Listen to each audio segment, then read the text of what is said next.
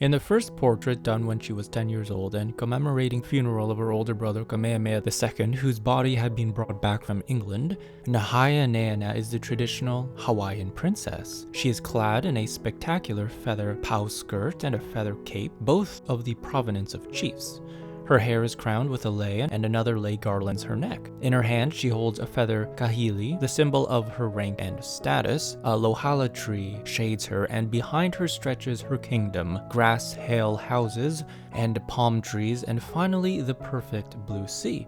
But on the sea is an ominous sign, a foreign ship. If you're new to my channel, welcome. Here on Mortal Faces, I recreate historic portraits to see how individuals might have looked in real life, and in this video we are doing the Hawaiian princess who fell in love with her full brother. It's more on my channel, subscribe for more, let me know in the comments who you want to see next. If Nahienaena had been born 30 years earlier, even as little as 10 years earlier, her whole life would be encapsulated in this Dampier portrait. As the highest ranking princess on the islands, she would have married the highest ranking chief in the island. That he was her brother would only have been seen as an added benefit. You see, brother-sister marriage was encouraged to preserve rank and status in Hawaiian royalty. In addition, it's more than likely they would have been raised in separate households too. One or both would have been adopted and raised as a hanai child to another royal couple to maintain ties between families. Nahienaena, though, was born just as the most prominent missionaries to Hawaii from New England gained a foothold in the islands. Throughout her life, the missionaries and those members of the Hawaiian nobility who drove to maintain the old religion and customs saw Nahienaena and her brother Kamehameha III as symbols of the direction of the island would head in, and fought to control their destinies. Added to this was another pull and temptation, the lax rules and morality of the whalers and traders visiting Hawaii. Nahienaena was alternatively raised in the old Hawaiian style, given every freedom and indulgence that the highest ranking female in the land could expect, and encouraged to love her brother as a future husband, and raised by the missionaries in strict Puritan-influenced Christianity, where the Hawaiian religion was considered blasphemous.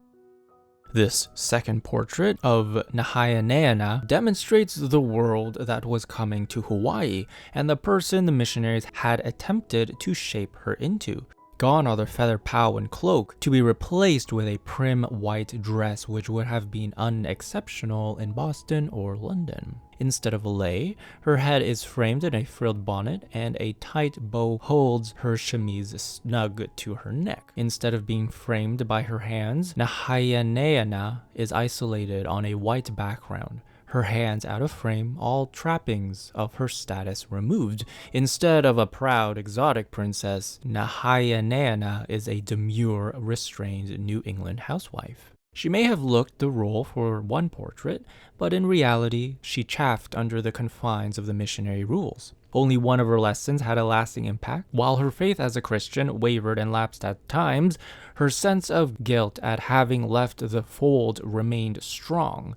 So whenever she gave in to her desire for a freer life and her love for her brother, racked by terrible remorse. Under pressure from the missionaries, she married, not to her brother, but to a different chief. She loved him, but she also loved her brother, and in the turbulent emotional and historical years of her late teens, she altered between two loves, never able to feel happy or fulfilled. The missionaries had done their work too well. Nahienaena could not be comfortable in the old ways, which would have given her structure and a moral compass. But the missionaries' brand of Christianity was too repressing, so instead she and her brother turned to the whalers and to alcohol to drown their frustration and confusion. Tragedy was almost inevitable, and it came in the form of what should have been happiness and success. Nahienaena became pregnant. Kamehameha declared the child was his and announced it would be the heir to the throne. The missionary community was horrified, on the other hand, and furious. For a few months, the future path of the islands hung in the balance. Would Hawaiian tradition prevail?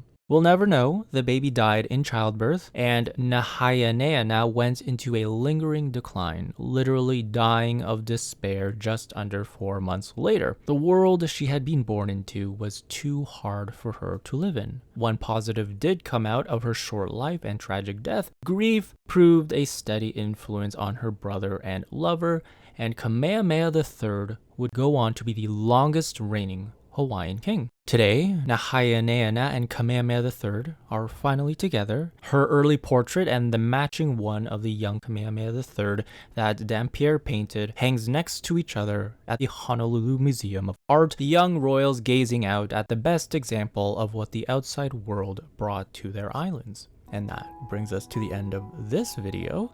I hope you enjoyed it. There's lots more on my channel. You can subscribe for more. Each of your subscriptions does help this channel grow. It allows me to continue making more content for you. Let me know in the comments who you want to see next. I do make a list of all your suggestions, and I will see you in the next one.